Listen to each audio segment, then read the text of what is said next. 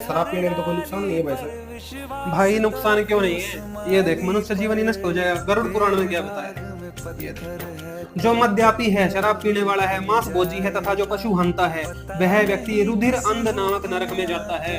मृत्यु पे इसकी कथा करके जाते हैं, फिर भी लोग समझ नहीं रहे। 13वीं के दिन कथा करके। और देखो गरुड़ पुराण में आपको क्या बताया सारोद्धार में, ये देखो गरुड़ पुराण सारोद्धार।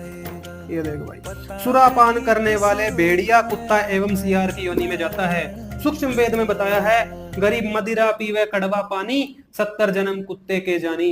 एक बार शराब पीने वाला 70 बार कुत्ता बनेगा।